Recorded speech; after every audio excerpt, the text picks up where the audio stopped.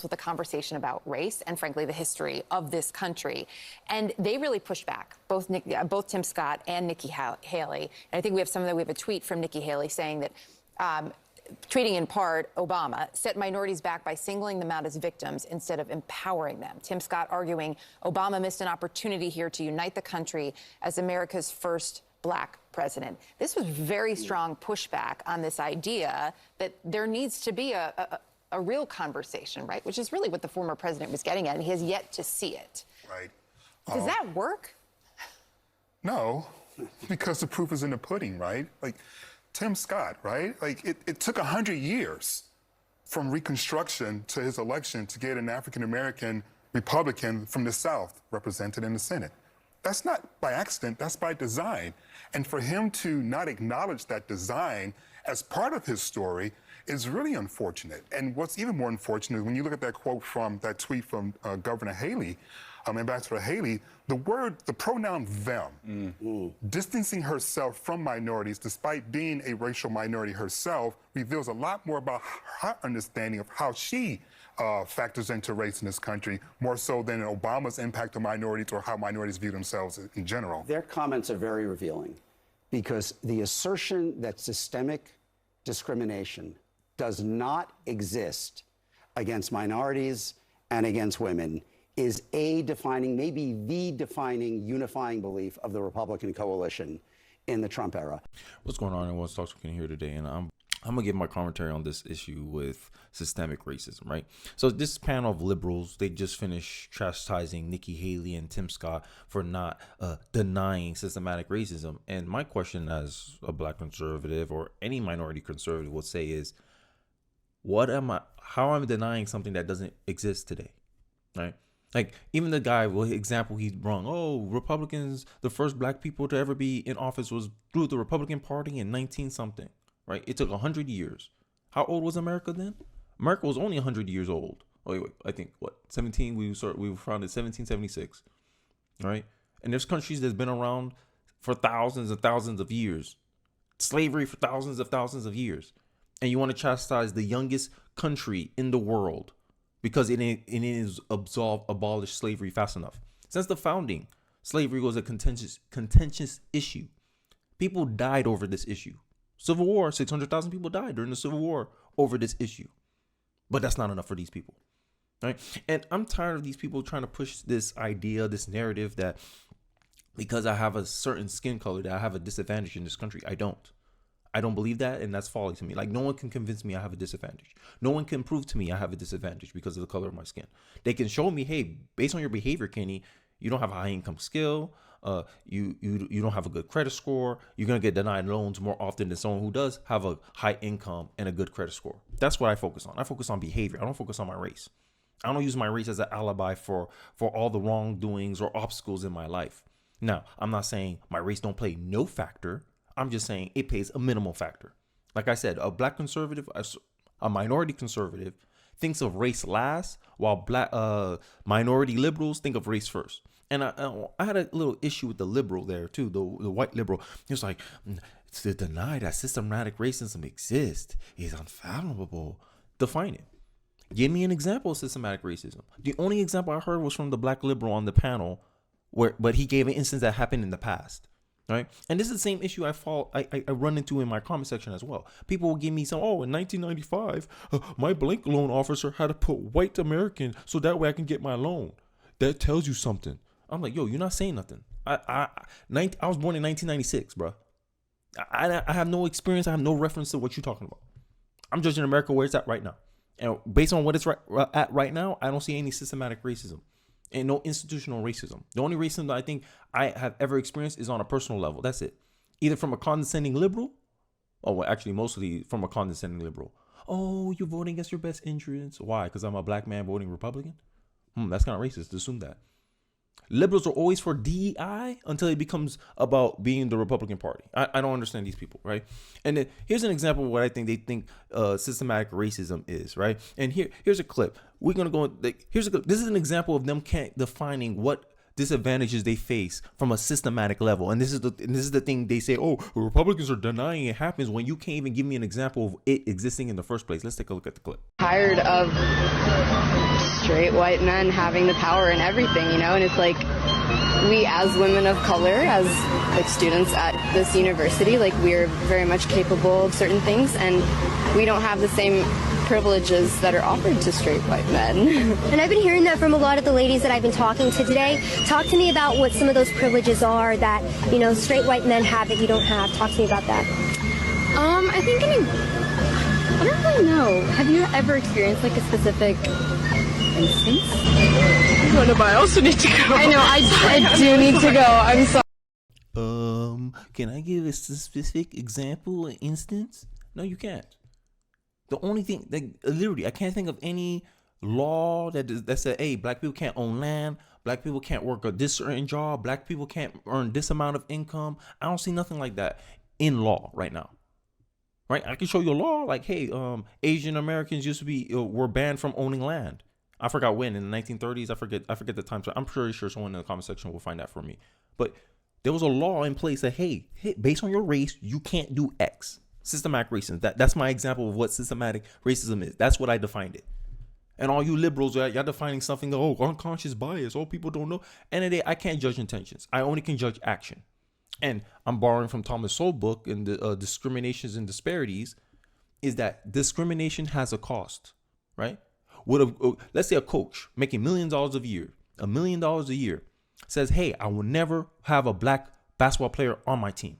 Let's say a racist coach did that. You think he'll last long in the NBA? No. And the NBA don't even have to fire him because he's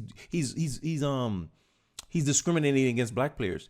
It's just he's not going to be competitive. They're going to be like, yo, the best player on the NBA block, LeBron James, he's on the board. You didn't pick him? Are you stupid? Are you an incompetent coach? There's a cost for discrimination, regardless if the racist one admit it or not. And this is what capitalism works off of. Hey, there's cost to doing X and there's cost to doing Y. Trade-offs.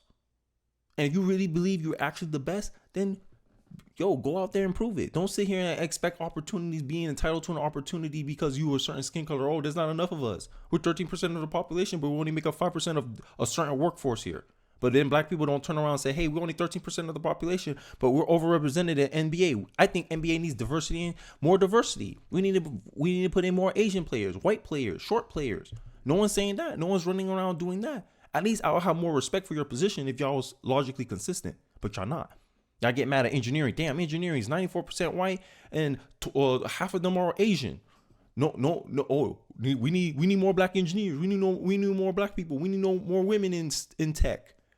But y'all ain't saying the same. Y'all ain't spilling the same line for the NBA. I don't understand that. Sports to me is the ultimate meritocracy. That's the background I came from. I'm used to, hey, you're not entitled to an opportunity. Opportunity and luck. What do they say? Success is opportunity and luck. No, preparation and luck. If you're not prepared for it and you get the opportunity, you're going to squander the opportunity. So that means you always have to stay ready. That's what I was raised. Hard work and responsibility. Right? And this is why I think a lot of young men need to do sports. And it's funny how black women and black men, like, non-political black people, they'll recognize, hey, yeah, it takes hard work. Hard work beats talent when talent doesn't work hard. They understand that concept. But all of a sudden, when you go into politics or the corporate world or just the capitalism system in general, black people don't understand this. They end up becoming learned helplessness because they've been listening too much to Hollywood politicians telling them, hey, you have a disadvantage because you're black. You white man on your neck. Like white people ain't compare. Most people ain't worried about other people. They worried about themselves. And that's, I think this what the thing. So to me, I'm starting to think the black community is starting to get hyper on its own supply. Like they're so used to the pandering from the Democratic Party, they don't even know how it feels like to be treated as an equal. Hey, you can go get your own opportunities. Oh, you don't like how we do business here? Go start your own. That's how Lamborghini started. Dude wanted, hey, I can help you with your Ferrari. Ferrari's like, nah, I don't need your business. Discriminated against him. He said, all right, I'll go build my own thing then. Where's that spirit in black people? That's what I want. This is why I don't get mad when y'all sitting here calling me names, coons. I'm like, oh, who are you? You nobody to me. You don't know anything, the first thing about me. Half of y'all don't even have the same lifestyle I do, and y'all here sitting here criticizing me. Success is up to me, bro. This is the type of systematic racism y'all talking about. American Medical Association said the BMI is racist. Standards are racist now. Anything that negatively inconvenience a large group of people is racist now. Oh, you need a certain credit score. Oh, you're discriminating against black people. And now you got Biden out here shilling for you. Oh, we need to lower the credit standards for bank loans, effectively setting you up for another 2008 market crash. But hey, no one cares about long-term ramifications. Short-term fixes. That's the Democratic platform. Short-term fixes. As long as you're dependent on the Democratic Party, that's all they care about. The black community votes 90% for the Democratic Party for 50 straight years. And y'all still complaining about the same problem. Y'all still complaining about, oh, we're in poverty, nothing's getting done. Yo, Democrats are not incentivized to actually fix your problems. The Republicans treat you like everybody else. Hey, look, everyone, our platform is for everybody. You're an American, it's for all Americans. Whether you're black, Asian, whatever you call yourself. As long as you're an American, hey, these policies for you. As long as you're a legal resident, legal alien, hey, all this opportunity is for you. But black people are so used to special treatment. And they don't want to look at themselves and their own internal behavior as a community, as a culture, and saying, hey, how can we restructure our culture so that way we can have our people thrive in this economy? No, instead, y'all want to go with, what's his name? I forgot his name. Colin Kaepernick, and defend with Marxists and talking about how black liberation is not possible under capitalism. Or what are you saying? Slavery is a smaller scale of socialism. You guys know that, right? Y'all do know that, right? Marxists, y'all know that, right? Socialists during the time of slavery in the 1800s, I forgot the socialist's name. I forgot his name. I'll probably put a picture of him right here if I can find it.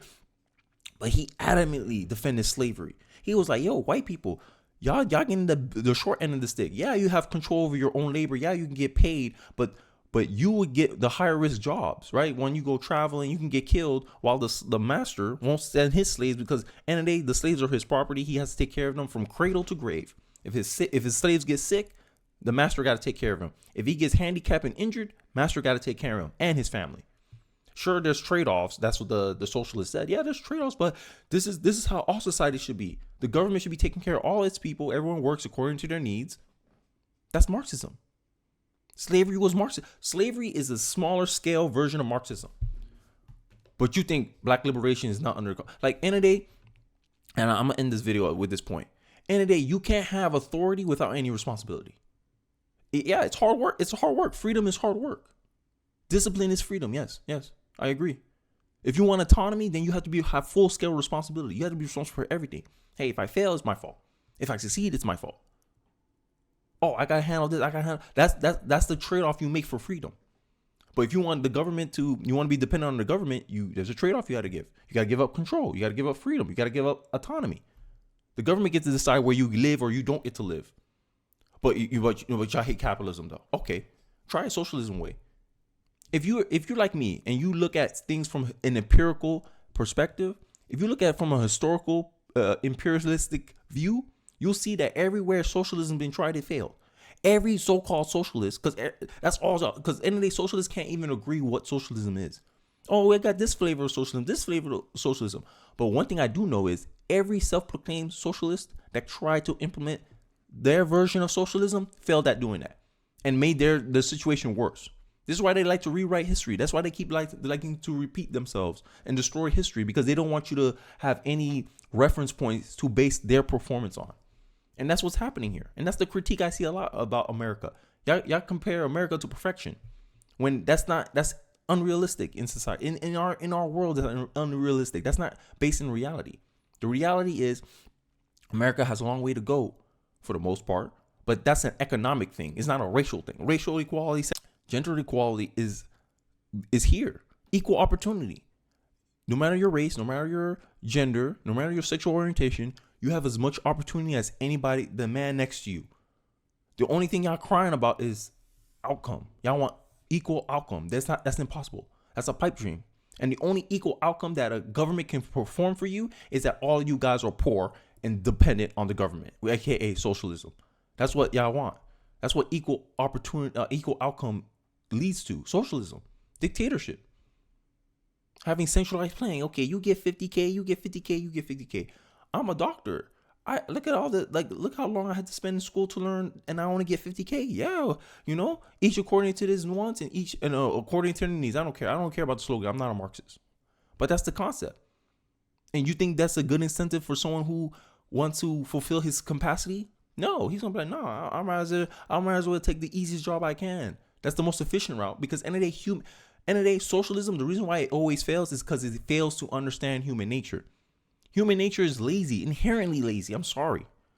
It takes willpower to make yourself do something productive. That's why you need incentives. That's why you need a carrot on the stick. You need to motivate yourself. You need to be intrinsically motivated to push yourself, to strive for more. But you have to understand there's trade-offs. Hey, I'm feeling kind of lazy, but if I want this nice house, this nice car, I want to be able to provide for my family, I have to work. If I want to eat, I have to work. Man don't work, man don't eat. That's capitalism. Capitalism is just a way of defining what in reality is human nature, is the human condition. If you don't grow your own crops, you have to somehow get it from someone else. And if someone else is not willing to give it to you, well, you got two choices. Either I take it forcefully, or I trade for it. Right? I bargain for it. Or I just go in my farm and work my own fields to grow my own food. That's nature. That's that's bare bones. If we reset civilization today, that's what would happen. But socialists sitting here and thinking, oh, no, government can take care of us. Okay. But you're siphoning off the wealth from the most productive people in your society. I already said that. I had a stat up here. I probably posted up here. 10% of the top 10% of taxpayers pay 90%, are responsible for 90% of the tax revenue. Craziness. But tax the rich. Y'all look greedy here. But hey, I think I've been rambling too long. Sorry about that long rant. But hey, let me know your thoughts in the comment section. Do you find it patronizing that these liberals keep thinking America, systematic racism, but they can't define it, or they can't give a specific example that's applicable today in 2023? They always have to go back to the past. You can't drive forward if you keep looking back, people. I'm just saying, you're going to crash. And that's what's happening. But hey, I digress. Let me know your thoughts in the comment section. Don't forget to like, comment, subscribe. I appreciate you guys for watching to the end of the video, and I'll catch you guys on the next one. Peace.